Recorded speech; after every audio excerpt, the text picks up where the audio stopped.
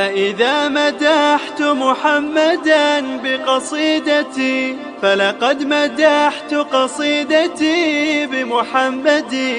شرف اللسان بذكر أحمد سيدي فبذكره نكفى الهموم ونهتدي. وحبيبنا أوصى فهيا رددوا يا رب صل على الحبيب محمد.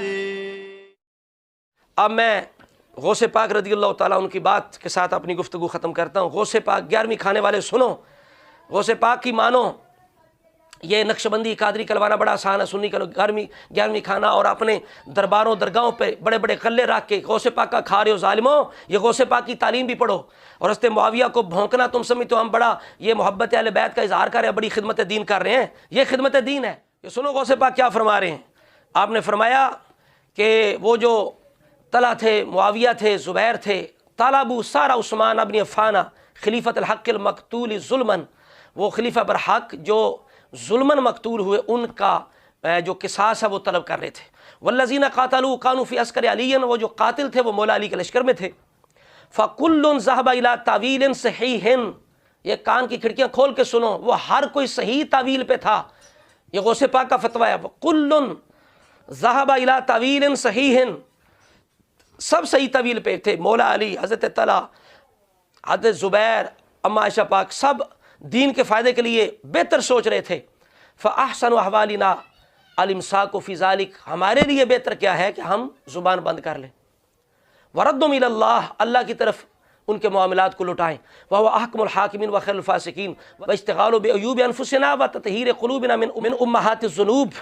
اپنے عیوب کے اندر جو ہے ہم مشغول ہو جائیں اور اپنے آپ کو پاک صاف کریں. اگلے صفحے پر کیا فرماتے ہیں یہ سنو.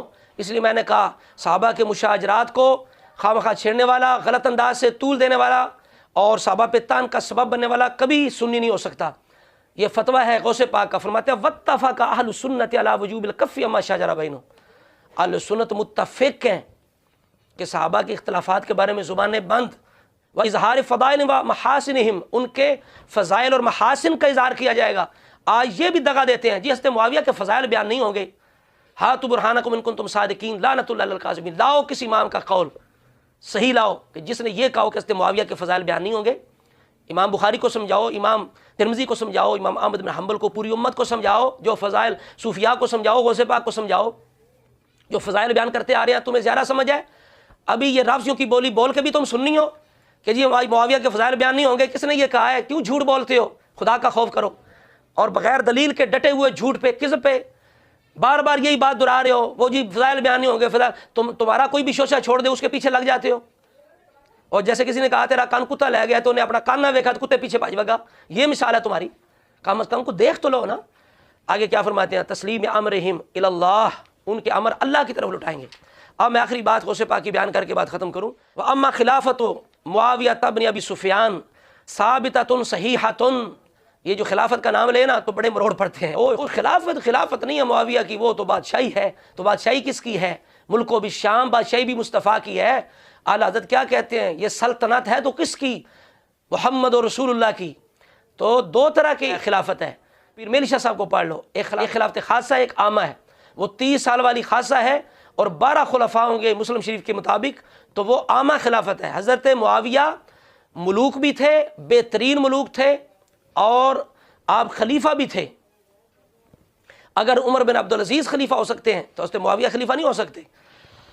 تو آپ کہتے ہیں کہ وبعد خل الحسن بن علی، حضرت امام حسن کے صلح کے بعد، حضرت مولا علی کی شہادت کے بعد ان کی خلافت ثابت ہے، ثابتۃ صحیحۃ. آگے کہتے ہیں وجبت امامتہ بعقد الحسن لہ، حضرت معاویہ کی امامت واجب ہو گئی حضرت امام کی صلح کے ساتھ. فسمی عامہ عام الجماعہ، اور اس سال کا نام عام الجماع ہو گیا جب مسلمان متحد ہو گئے. تو پتہ چلا کہ امام حسن نے متحد کر دیا. آج بھی جو پچھلی باتیں چھڑے، فیات الباغیہ، وہ جنگ کی، یہ ہوا وہ ہوا، عمار کو شہید کیا، فلاں کا قاتل، یہ وہ. آپ صرف اتنا کہیں کہ حسنین کریمین کا کیا فیصلہ ہے. او شرم میں ڈوب مرو. نام اہل بیت کا لیتے ہو اور پیچھے چلتے سبائیوں کے ہو، پیروی ان فسادیوں کی کرتے ہو. सुलह के बाद भी पहली बातें छेड़ते हो, जो सुलह के बाद पहले झगड़ों को छेड़े वो शरारती होता है, फसादी दुश्मन होता है। इस वजह से जो भी सहाबा के मुशाजरात को बिला वजह तूल दे, लोगों के अंदर बैठ के चस्के ले ले के वो बातें करे, समझ लें ये बदबख्त अहले सुन्नत नहीं हो सकता, ये कोई और है, मुनाफिक है, ये जहल बंदा है, ये सुन्नी नहीं है। अपने आप को जो मर्जी कहलवाता रहे, ये बात दिल पे लिख लें और ये बात आम करें इस बात को कि सहाबा इकराम के मुशाजरात को छेड़ने वाला कभी भी सुन्नी नहीं, वो हमारे इमाम थे, उम्मत के रब ने उन्हें चुना, उनके लिए इस्तिग़फ़ार का हुक्म दिया। वो फितने आजमाइश का दौर था, कोई भी अपने बुज़ुर्गों के इख्तलाफात को, इख्तलाफात नबियों में भी हुए हैं, कोई भी अपने घर की बात, इख्तलाफात की बुज़ुर्गों की बात में टांग नहीं अड़ाता। जो अड़ाए वो बदतमीज़ होता है, वो गुस्ताख बेअदब होता है। अल्लाह करीम हम सब को गुस्ताखी बेअदबी से बचाए।